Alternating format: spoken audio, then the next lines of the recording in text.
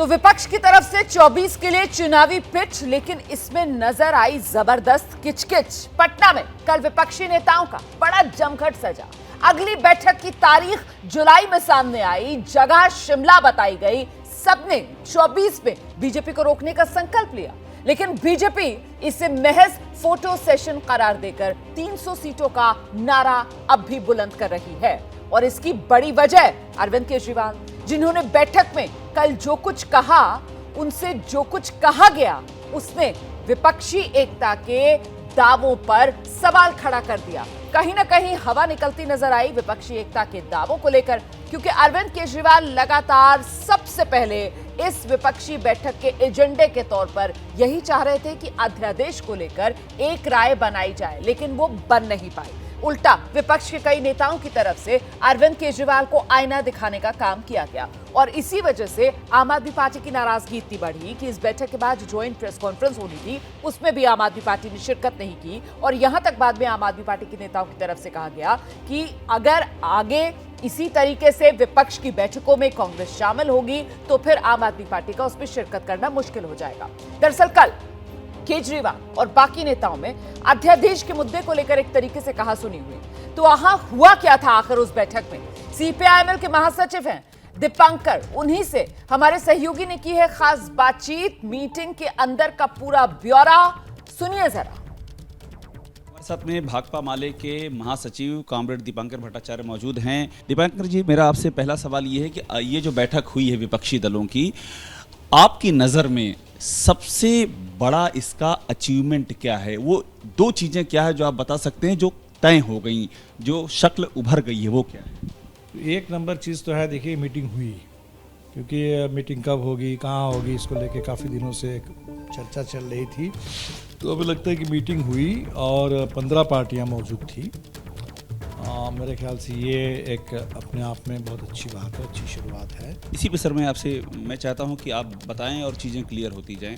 एक जो बड़ी उत्सुकता थी ये जानने की थी कि ये जो महाजुटान हो रही है, क्या ये होगा कि बीजेपी के खिलाफ विपक्ष का एक उम्मीदवार लड़े? इस पर क्या डिस्कशन हुआ? इस पर ज़रूर बात हुई, और अभी जहाँ तक संभव हो, तो जैसे मान लीजिए 543 सीटें हैं, तो अगर 400 साढ़े 400 सीटों पर भी अगर ये संभव हो गया, और जब जो मेरे ख्याल से बहुत कठिन नहीं है, और सबकी ये इच्छा थी कि इस दिशा में हम लोग बढ़ें।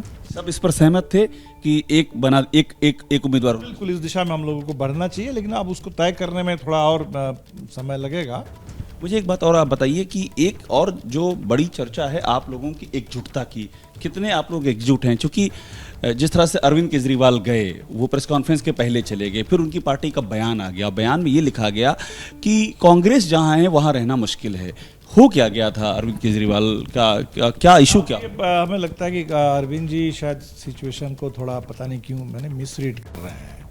जो अभी ऑर्डिनेंस आया दिल्ली को लेकर के, तो वो बहुत साफ है, देश के पूरे कॉन्स्टिट्यूशन पर, संघीय ढांचा पर एक ज़बरदस्त हमला है, या जुडिशरी पर भी है। जुडिशरी के कॉन्स्टिट्यूशनल बेंच ने एक वेल थॉट आउट वर्डिक्ट दिया, और 7 दिन के अंदर आप उसको नॉलिफाई करने के लिए ऑर्डिनेंस लेके चले आए।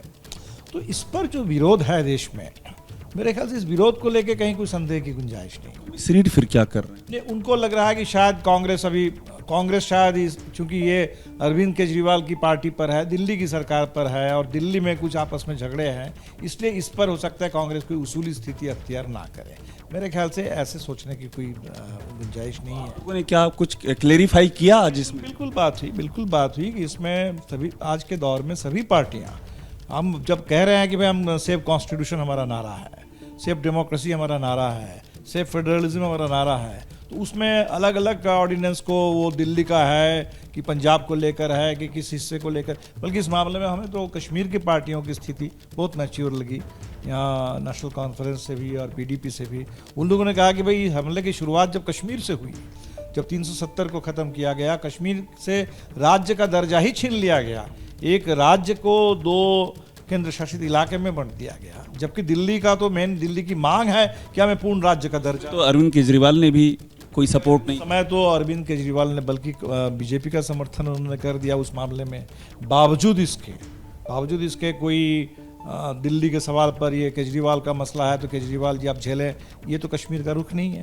तो लोगों ने बिल्कुल उसूली रुख लिया है कि पहले जो भी हुआ हो, कश्मीर के मसले पे केजरीवाल जी ने जो भी स्टैंड लिया हो, दिल्ली के मामले में कश्मीर की पार्टियां वो बिल्कुल भारत के फेडरलिज्म के पक्ष में है, कॉन्स्टिट्यूशन के पक्ष में है। क्या समस्या का कांग्रेस से वो एश्योरेंस चाहते थे कि अभी एश्योरेंस मिल जाए? वही हमें पता नहीं कि क्या वो चाहते थे एग्जैक्टली। हमें लगता है कि बिल्कुल इसमें मीटिंग में तो किसी डाउट के लिए कोई जगह नहीं थी कि सभी पार्टियां बिल्कुल साफ साफ इस पूरे ऑर्डिनेंस के खिलाफ हैं, और जब भी ऑर्डिनेंस आएगा तो पार्लियामेंट में उसका पुरजोर विरोध किया जाएगा। सर एक बात बताइए कि उन्होंने क्या कोई ऐसी बात रखी, अपना संबोधन किया जिसमें कि कुछ उनके सवाल हों जो कि एड्रेस ना हो पाए? नहीं, हमें तो ऐसा नहीं लगता, पूरी खुल के बात हुई है। और अब वो हमने बाद में सुना कि कोई अलग से उन्होंने बयान दिया, शायद वो किसी कारण से उनके मन में अभी कोई संदेह रह गया।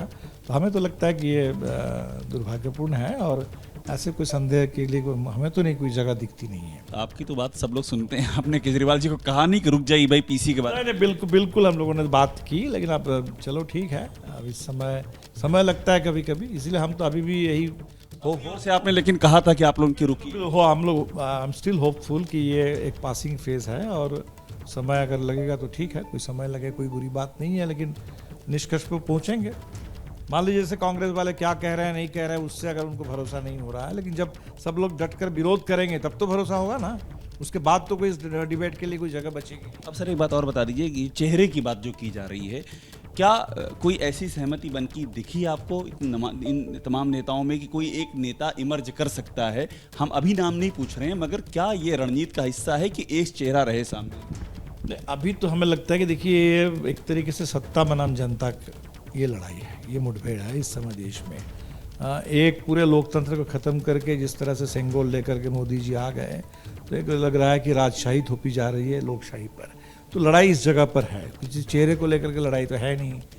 और जाहिर सी बात है कि देश में जब ऐसे ये वक्त आया है तो प्रधानमंत्री का चुनाव हो गया है, तो मेजॉरिटी मिल जाए तो प्रधानमंत्री चुनने में हमें नहीं लगता है कोई दिक्कत। चुनाव से पहले कोई चेहरा नहीं हो? हमें नहीं लगता है कि जैसे आप बीजेपी वाले भी देखिए ना, वो तो तब हर जगह बीजेपी मोदी जी के चेहरे पर ही तो लड़ते हैं। अभी कर्नाटका में विधानसभा का चुनाव था तो चेहरा उनके, अब बीजेपी ने ये पैटर्न बना लिया कि पंचायत के चुनाव में हम मोदी जी के चेहरे पर लड़ेंगे। उनको बड़ा उस पर यकीन है, हालांकि आप उनको भी शायद किसी चेहरे पे नहीं जाएंगे। नहीं, हमें लगता है कि इसमें पूरे जनता है, और जनता जब लड़ेगी, ये चुनाव एक जन आंदोलन बन जाए, आप देखेंगे कि कोई लोकतंत्र ये तो कोई अलंकार नहीं है, ये तो कोई डेकोरेशन की चीज़ नहीं है। इन इश्यूज को लेके जब हम लड़ते हैं, मणिपुर जल रहा है और कोई सुनने वाला नहीं है, तो लोकतंत्र का मतलब ही तो ये होता है कि सरकार जो है वो संवेदनशील हो, अकाउंटेबल हो, सरकार से हम मांग कर सके, हिसाब मांगे, जवाब मांगे।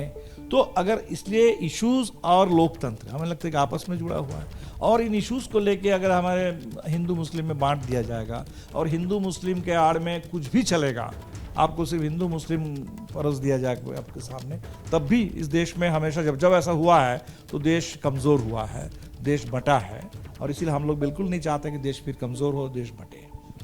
तो कॉमरेड दीपांकर से हम बात कर रहे थे, दो बातें बहुत ही क्लियर हैं। पहली बात ये कह रहे हैं कि एक तस्वीर सामने आ गई कि अपोजिशन एकजुट है, और दूसरी बड़ी बात ये कह रहे हैं कि संविधान के सवाल को आगे रखा जाएगा, महंगाई बेरोजगारी के सवाल को आगे रखा जाएगा, और यही जो मुद्दे हैं, यही मुद्दे पूरे देश में मोदी सरकार के खिलाफ एक बड़ा नैरेटिव बनाने का काम करेंगे। कैमरामैन राजेंद्र के साथ अभिषेक उपाध्याय, एबीपी न्यूज़, पटना।